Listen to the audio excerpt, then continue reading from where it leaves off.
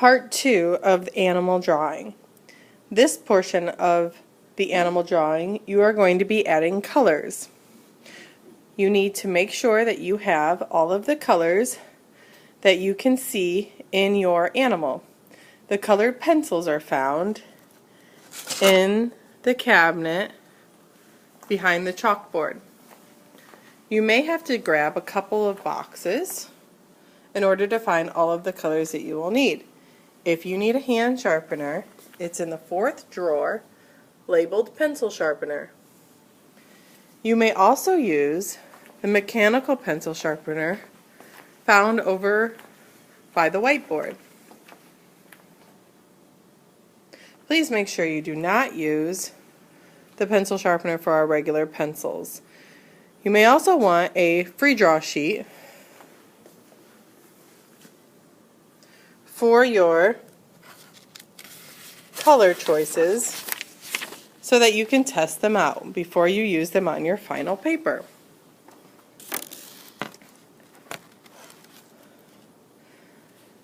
So one of the things that I told you in the first video was that I'm going to be looking for textures.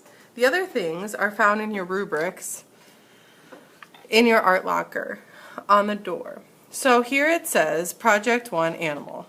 Draw animal with correct proportions. Create value within animal. Create texture using colored pencil. Animal is realistic. Blending with colored pencil and using space wisely on paper. The last one is super easy to get all your points for. It's your name, hour, and homeroom teacher on the back of the paper. So now what I'm going to do is I'm going to look at my picture and I'm going to decide which colors I think will be good for the horn. So you're going to use more than one color. So you might start with something light. And remember, I'm on my practice sheet. I'm not on my final paper. And then I might layer some. So in order to get this texture and for it to look realistic, I'm not going to be coloring it in like I would a coloring book. I'm not going to be taking the pencil and making a line. Okay? This is all wrong. This is correct. So you're holding your pencil lightly, just like we did in the drawing, and you're adding all of these different textures. What gives this a nice texture and look of realism is the difference in contrast of the colors. So if you go back and forth between dark and light, you'll get that texture. So you want to make sure you look. If you look here, it's not just brown, it's not just gray. It's got some grays, it's got some browns, and it's got some tans. Okay, so you want to make sure that you try your best to get all of the colors that you can. What I would like you to do is take each day and do a fourth of your picture. So it should take you one day to do a fourth, because remember we folded our paper in fourths. So you should do 1/4 of your picture coloring it in on one day of art. The second day of art, you should have half of your picture colored, and then hopefully we'll have a blocking day where you can get the rest of your picture finished.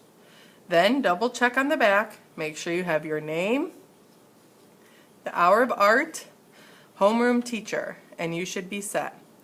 Please make sure when you are finished coloring all of this in that you have Miss Wenger take a picture of your project and put it up onto Artsonia.